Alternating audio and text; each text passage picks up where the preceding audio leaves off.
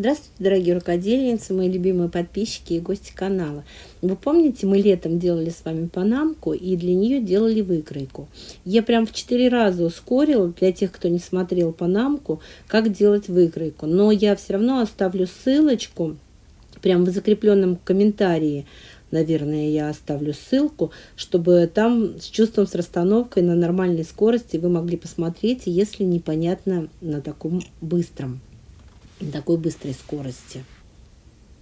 Мы еще летом с моими подписчиками в комментариях обсудили, что выкройка хорошая, и можно не только панамку летнюю, но и осеннюю шапку сделать с такой выкройкой. Вот я ее привезла с дачи и решила сделать шапку на осень. Я буду делать на основе, это у меня старая рубашка мужа, я ее раздербанила на лоскуты, и вот она у меня будет служить основой. Я буду делать крейзи по основе. Я делаю побольше, прям вот оставляю ткани на припуске, потому что во время, когда вот нашиваешь лоскутки, немножечко уменьшается, и я не знаю, сколько мне понадобится, поэтому я так достаточно много оставляю, чтобы потом не оказалось, что не хватило.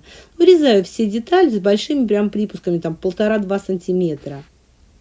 После того, как я все детали вырезала, я достаю все свои такие теплые достаточно лоскутки, которые у меня есть, много их, и начинаю нашивать. Ну, как обычно мы делаем крейзи. То есть я складываю прямо по этой ткани основе, пришиваю, разглаживаю. Совершенно уже многим привычный процесс. А тем, кто первый раз такой видит, такой способ, ну вот я показываю достаточно подробно. И, девочки, у меня очень расширилась сейчас аудитория, но я хотела обратиться к тем, кто из России смотрит мой канал.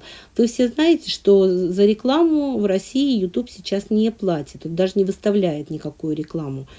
Но у вас есть прекрасная возможность вообще бесплатно для самих себя помочь российским блогерам заработать хоть что-то.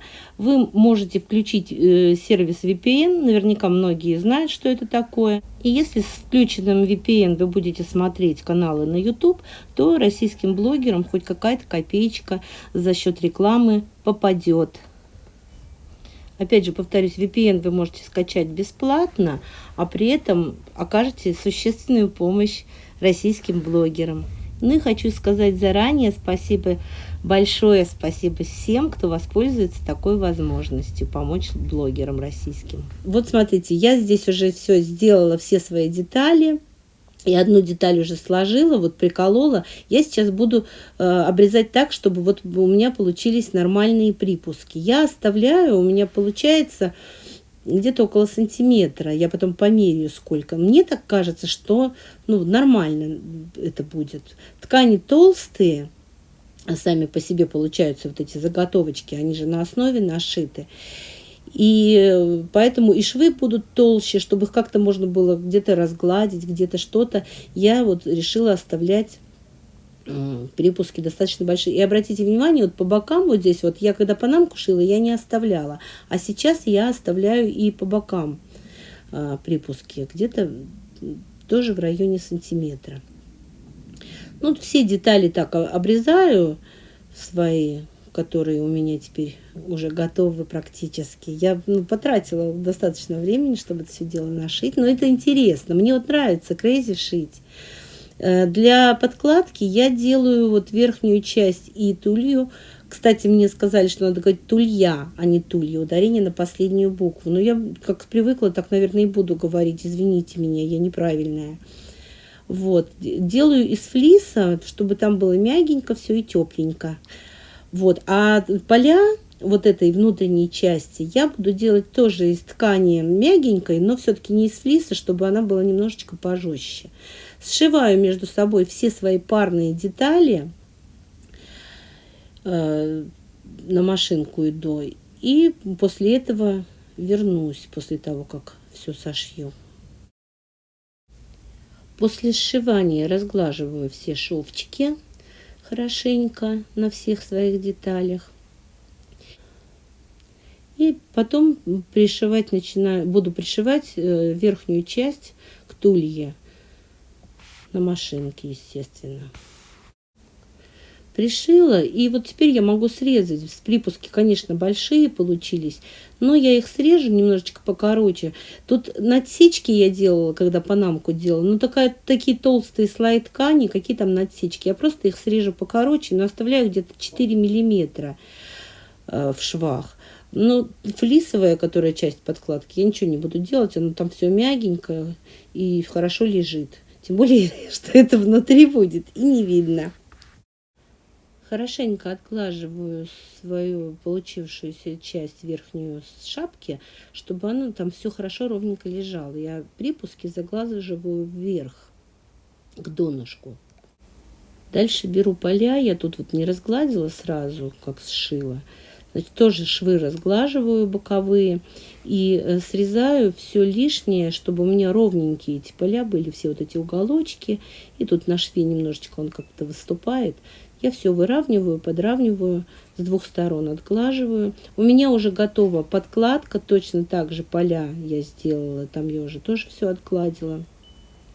Она такая мягенькая, приятная очень, но при этом все-таки не флис поплотнее. И буду пришивать поля к верхней части шапки. Тоже совмещаю швы боковые, чтобы они у меня вместе были с двух сторон. Так понемножку проверяю, чтобы у меня все как бы сошлось. Я не всегда уверена, что сойдется. Но здесь сходится. У меня прям так хорошо. Это не панамка, а шапка так хорошо пошла. Тоже после сшивания срезаю лишние припуски, чтобы они были поменьше. И опять отглаживаю, чтобы у меня все это хорошо, красиво лежало. Дальше беру поля подкладки, совмещаю швы с полями лицевой части шапки, скалываю булавочками боковые шовчики и буду сшивать их между собой вот по окружности. Прошила, опять срезаю лишние швы. Если в панамке мы летом натечки делали бесконечные, то здесь вот лишние припуски срезаем. И выворачиваем так, чтобы можно было совместить их. Все эти краешки выравниваем и хорошенько отглаживаем утюгом, потому что, ну, чтобы потом возможности такой не будет, только сейчас. Вот я все отпариваю, и после этого выворачиваю все опять так, чтобы у меня лицо подкладки было лицом к лицу шапки. И также совмещаю швы и буду шить по окружности, оставляя отверстие для того, чтобы эту историю вывернуть. Ну вот, все, я прострочила. Отверстие такое маленькое я оставила, что прям... Но зато его потом легче зашивать мне будет вручную. Но я намучилась с выворачиванием, но вывернула. После того, как вывернула, все-таки у меня это получилось, вот это отверстие, которое у меня осталось, я вручную зашиваю потайным швом. И у меня останется прям вот уже совсем немножко работы.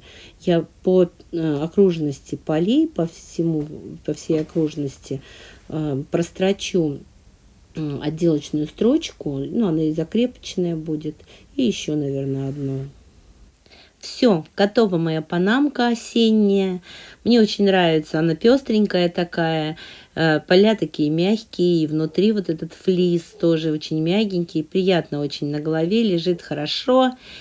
И я, конечно, не остановилась на одной, точно такую же я сшила однотонную, тоже, конечно, крейзи делала, но это внутри вся из флиса. Это передняя часть вот так сделана, вот это задняя часть. Ну, чтобы можно было как-то отличить, где перед, где зад, я их сделала немножко разными. И вот поля, которые сзади у меня, я их сделала чуть-чуть покороче, чем передние, где-то на сантиметр, потому что сзади же воротник в одежде в осенней, это вам не лето. Вот какая вам больше нравится, напишите в комментариях, что вам больше нравится. пестренькая или однотонная. Я думаю, что однотонную можно украсить еще какими-то цветочками, например. Но я сыну ее собираюсь отдать, ему цветочки не нужны. А мне, наверное, достанется цветная. Мне нравится, что получилось. Результат прям вот хороший. И сидят они очень хорошо, удобно в них. Они такие мягенькие, внутри тепленькие. Вот этот шов между полями и тулей попадает прямо вот на краешек верхней уха. И получается, что даже ушам тепло, не холодно, по крайней мере. Если вы еще не подписаны на мой канал, то обязательно подпишитесь, нажмите колокольчик, если смотрите в YouTube, вам будут приходить уведомления о моих новых видео. Не забудьте поставить лайк, не стесняйтесь писать комментарии. И большое спасибо всем, кто досмотрел до конца.